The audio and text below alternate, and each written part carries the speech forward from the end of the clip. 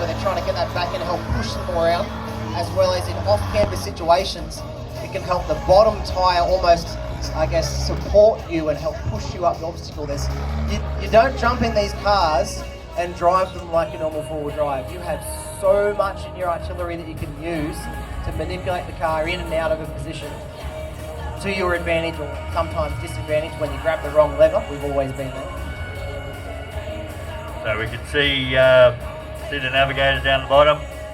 She's hand signals do come into it, basically to give an indication, because you would have told him you've got to come down the hill, but he's not quite sure where. You can see her, Shay's going this way, this way. Yeah, he's not quite sure generally where down the hill he's got to go.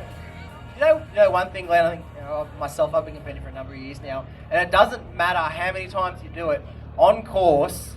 When you're spotting, you're still going, keep coming. The driver can hear you. It's no different to me standing 2 foot beside you. Oh, is that a cone?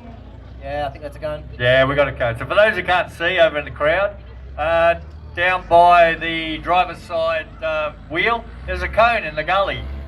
As they've dropped in, they've got an unfortunate slide and they've just clipped the cone. So all of the teams you see here competing this weekend, they've all got, there we go, Glenn, free-wheel drive. Thanks, Donnie. They've all got Bluetooth communication, just a little microphone on their mouth, earpieces in their ears. But one thing I've always liked, or like to kind of help people out, I guess, my advice, figure out a system that works for you. So when those comms die, which they inevitably will at least once in your competitive lifespan, you can control, as a spotter, you can control that car with one hand. The idea is, as long as your driver can see the hand, he knows what to, she knows what to do. Myself and my navigator Matt, we like to use the old, one finger for the front diff, 2 fingers for the rear diff. We might hold up 2 fingers to say front burn. We've got a naughty flip of the bird, which means rear burn. And this little system, it just kind of helps those moments where that's racing,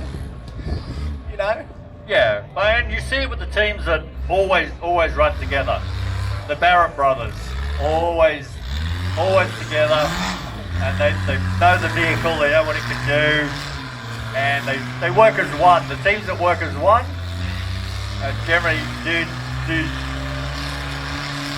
get the higher scores. So this looks like we're going for the bonus. There is a cone on the right, and there is one at the top. It's quite wide out, but it basically means that they've got to get up the step. So what we're trying to do here, we're trying to get some heat into the tyres because we've got a step. We don't want to bounce the second part too hard. Glenn, I just checked with Big Steve. You probably didn't notice it because I didn't notice it.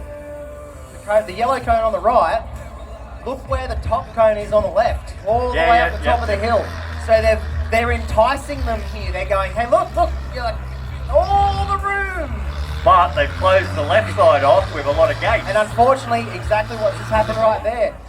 The guys have slipped across, taken themselves a 10-point penalty for touching that cone. So I kind of wonder why they didn't come in from the left. Maybe. Cut across. Between gate 5 and gate where, and the other gate where the marshal's standing. I reckon they might be calling that gate now. Oh, actually. No, sorry. No, I did clarify with Steve. They did say you have to start from the bottom. You have to start at that point. Yep. Yeah, we have our other marshal here clarifying that one. I think the guys might be running shy on time, so they've opted to take the reverse all the way out and take a finish, because the moment he passes through the back end here, that's another 20 points.